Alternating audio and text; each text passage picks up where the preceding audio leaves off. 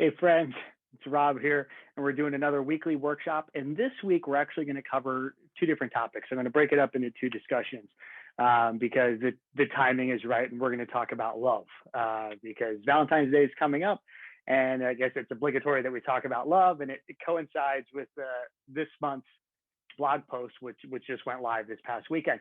And so to honor love, I'm wearing a T-shirt of what I think is the icon of genuine love from if you grew up in the early 90s, and it's Michael Palladores from the Sandlot. So in this first segment here, what I want to cover is this idea of platonic love and kind of starting with self-love and then moving into this platonic sense of trying to generate love in your life. And it's really what the blog post talks about. And we're going to get into a couple examples.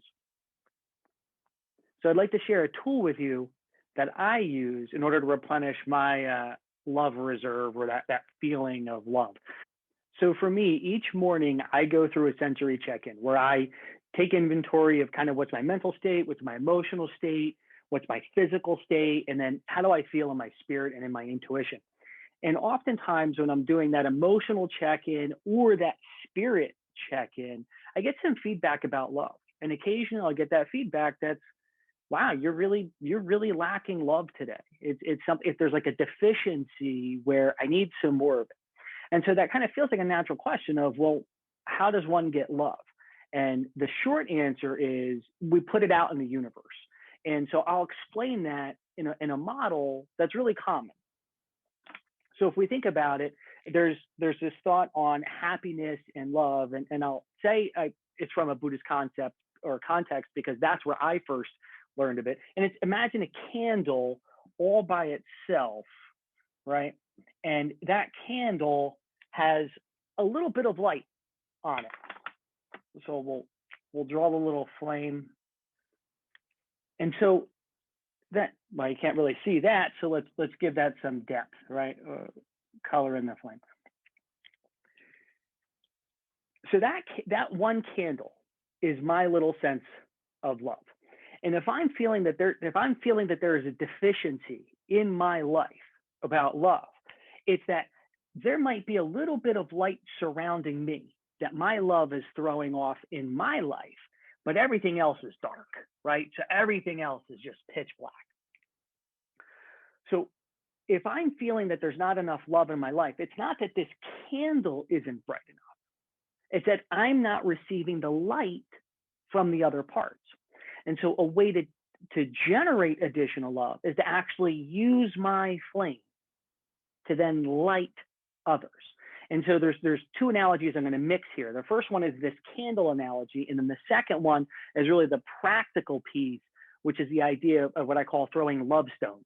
So let's talk about the candle scenario first, and then we'll talk about the stones. So what I mean by that is at any point in time, we can take our love and share it with somebody else, not provoked, just literally through our own intentions of, I want to spread what little flame I have to others. And what that's going to do is magnify the amount of love we have, right? So here comes another candle in its wick. So all of a sudden, I use my candle to light somebody else's candle.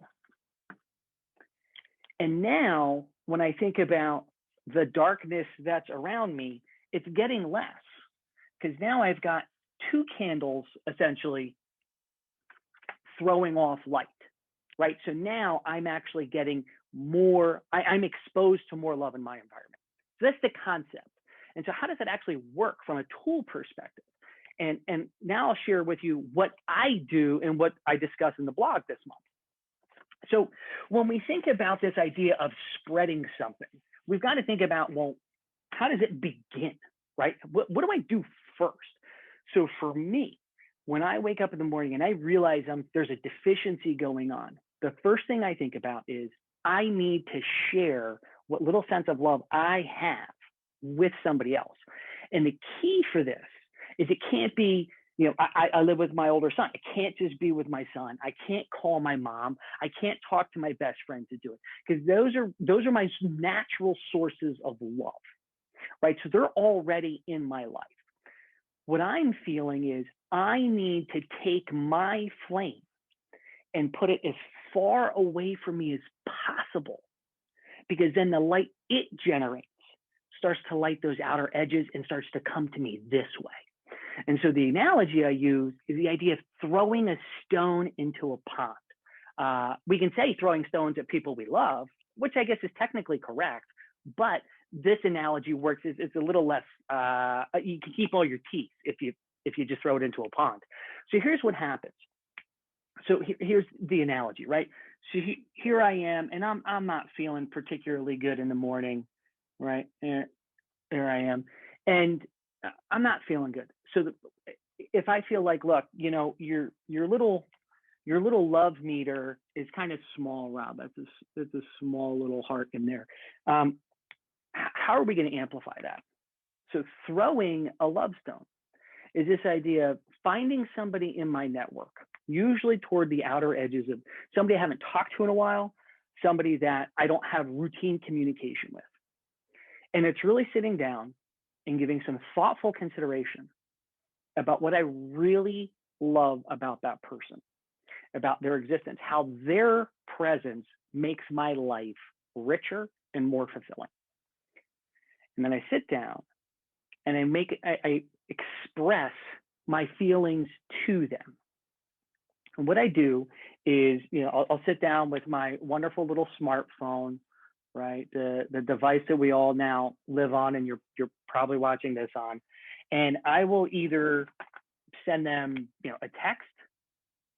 Right, so here's my little text bubble and my little dots as they wait for something to come up, or I send them an email,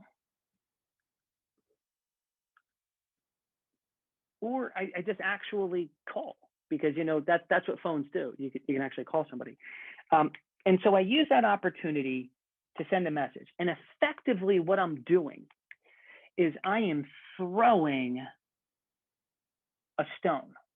So there's this little stone that I'm throwing, and where I'm throwing it is out into the universe. I'm essentially throwing it into a pond. And when that lands with a splash, it's going to set off ripples.